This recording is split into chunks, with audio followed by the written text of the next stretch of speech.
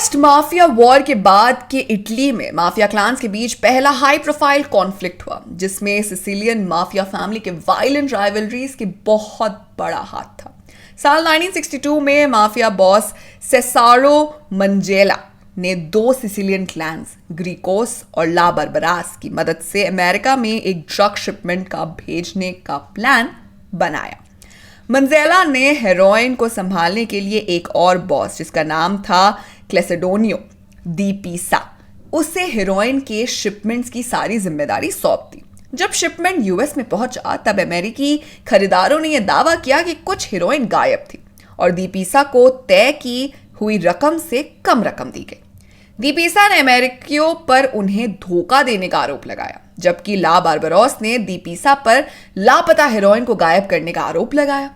और इन सब में सिसिली माफिया क्लैन ने दी पीसा का साथ दिया और इस बात से ला बारबरास काफी गुस्सा और नाराज हो गया और गुस्से में उसने दी पीसा और मंजेला दोनों की हत्या कर दी। और यहां से शुरुआत हुई सबसे पहली माफिया वॉर की, क्योंकि ला बारबरास ने जो शूट आउट किया उसमें काफी सारे नॉन माफियाज भी मारे गए थे। उसके बाद अप्रैल 1963 में पलेर्मो में हुए शूट आउट के दौरान कई सारे मासूम लोग घायल हो गए थे, जिसके बाद मई में ला बारबरा के खिलाफ मिलान में एक मर्डर ट्रैप बिछाया गया, जिससे वो बाल बाल बचे। फिर जून में सियाकुली में एक कार बम को डिफ्यूज करने की कोशिश के दौरान 6 आर्मी ऑफिसर्स और 1 पुलिस ऑफिसर की मौत हो गई थी। और इन सारी घटनाओं ने नेशनल आउटरीच और क्रैकडाउन को उकसाया, जिसमें 2000 से भी ज्यादा गिरफ्तारियां की गई। जैसे जैसे माफिया क्लैंस टूटते गए, माफिया एक्टिविटी गिरती गई और एक दौर में पावरफुल कहलाने वाले माफियाज को छिपना पड़ा।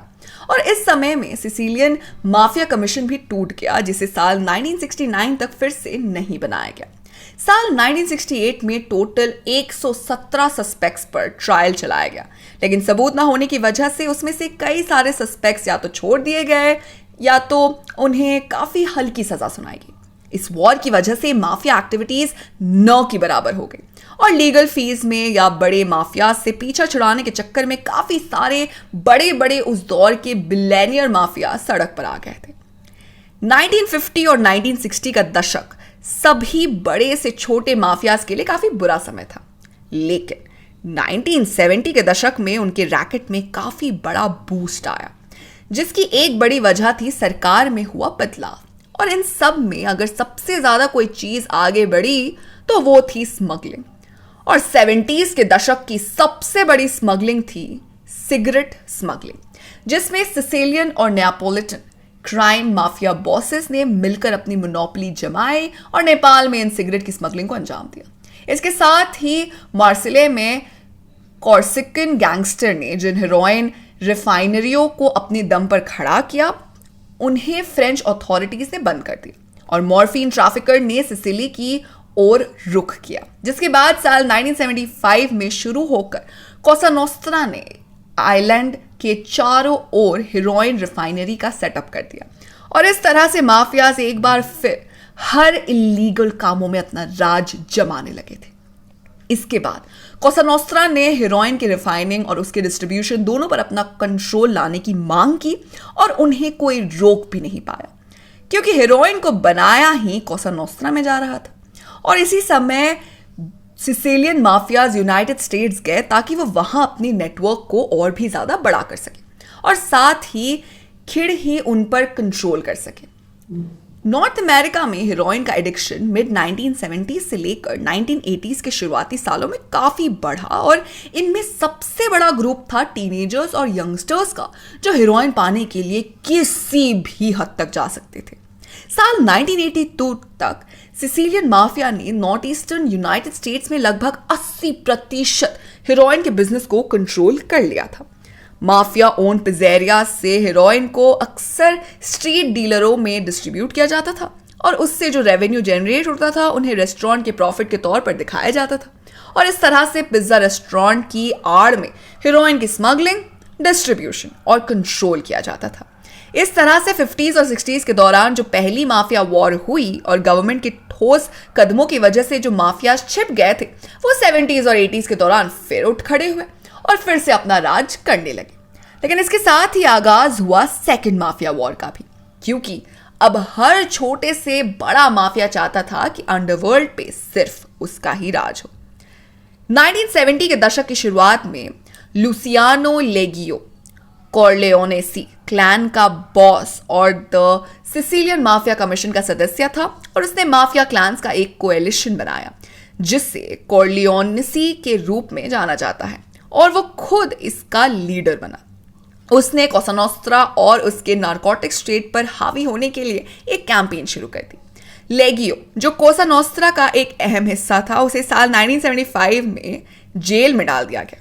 इसीलिए उसने अपने डेप्यूटी स्लॉवोटर रीना के अंडर काम किया और रीना ने आखिर में उसे ही सारा कंट्रोल सौंप दिया था, जिसके बाद कॉर्लेओनेसी ने पैसे की तंगी से गुजर रहे पलेर्मो क्लान्स को कंट्रोल में ले लिया, बाकी के क्लैन मेंबर्स को बाहर निकाल दिया और सीक्रेटली नए मेंबर्स को इस क्लैन में शामिल किया, जिससे कि इस पर ही उनका ही कंट्रोल बना रहे। जिसके बाद साल 1977 में कॉर्लियोनेसी ने गाइतानो बदालामंती को ड्रग रेवेन्यू को छुपाने के झूठ के आरोप में निष्कासित कर दिया था।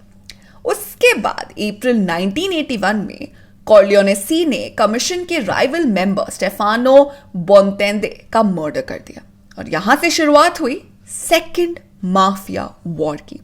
सैकड़ों एनिमी माफियाज और उनके रिलेटिव्स की हत्या कर दी गई और वो भी उन्हीं के क्लैंस के मेंबर्स ने की या तो करवाई। माफिया के नियमों में हेरफेर करके और राइवल्स को खत्म करके कॉर्लियोनेसी कमीशन पर पूरी तरह से हावी हो रहा था, जिसे देखते हुए स्लोवाटर रीना ने कुछ क्लैंस के लीडर्स के साथ हाथ मिलाया और कॉर्लियोनेसी के कमीशन को तोड़ने और उसका मुकाबला करने की पूरी कोशिश की। और इसमें इन दोनों क्लैंस के बीच शूटआउट से लेकर ग्रुप मर्डर और कई तरह की वायलेंस से भरी हुई एक्टिविटीज हुई, क्योंकि हर कोई सत्ता पाना चाहता था। और आखिर में कॉर्लियोनेसी क्लैन जीत गया और रीना प्रभावी रूप से सिसिलियन माफिया का बॉस ऑफ बॉसेस बन गया। उसी समय जब कॉर्लियोनेसी ने कोसा नोस्ट्रा पर हावी होने के लिए अपना कैंपेन चलाया, तो उसने उन पत्रकारों, अधिकारियों और पुलिस वालों के खिलाफ भी हत्या का कैंपेन छेड़ दिया जो उसके रास्ते में आ रहे थे या जो उसे और उसके साथीदारों को पकड़ने की मदद कर रहे थे। पुलिस भी इन सभी गैंग वॉर्स को खत्म करना चाहती थी, लेकिन गवाह और नेता दोनों ही माफियाज के डर की वजह से उनकी मदद नहीं कर रहे थे और इस वजह से पुलिस ऑफिसर्स भी कुछ नहीं कर पा रहे थे। उसके बाद साल 1985 में माफियाओं द्वारा मारे गए एक पुलिस ऑफिसर के अंतिम संस्कार में पुलिस ऑफिसर्स ने वहां मौजूद 2 पॉलिटिशियंस का अपमान किया और उन पर थूका और इस वजह से उनके और आर्मी ऑफिसर्स के बीच वॉर का ऐलान हो गया और इन सब के बीच कई सारे मासूमों की भी जान गई। लेकिन ये वॉर नहीं रुका और ये कोल्ड वॉर में बदल गया। उसके बाद 1980 के दशक की शुरुआत में मैजिस्ट्रेट जियोवानी फाल्कन और पाओलो बोर्सिलेनी ने कोसा नोस्ट्रा के खिलाफ एक कैंपेन शुरू किया।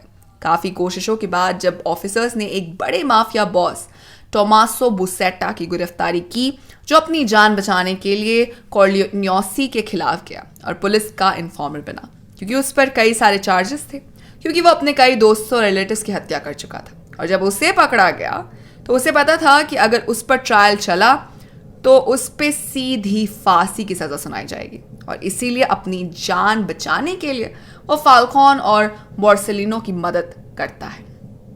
फाल्कोन और बोर्सेलिनो को उसने कई सारी इंपॉर्टेंट इंफॉर्मेशन दी जो उनके काफी ज्यादा काम आई और उन्होंने उनमें से अपने कई सारे रिटन प्रूफ्स और गवाहों को इकट्ठा किया और मैक्सी ट्रायल का आयोजन किया, जो फरवरी 1986 से लेकर दिसंबर 1987 तक चला, जिसे स्पेशल ट्रायल के लिए बनाए गए बंकर कोर्ट हाउस में रखा गया, जहां 475 माफियाओं पर मुकदमा चलाया गया था, जिनमें से 338 को दोषी ठहराया गया था।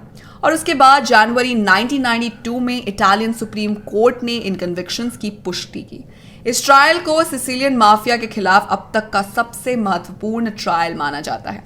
यहां तक कि यह ट्रायल वर्ल्ड हिस्ट्री में आज तक का सबसे बड़ा ट्रायल था। और इस ट्रायल के बाद सेकेंड माफिया वॉर भी रुक गई और माफियाज का आतंक भी धीरे धीरे कम होता गया और उनका डाउनफॉल शुरू हो गया।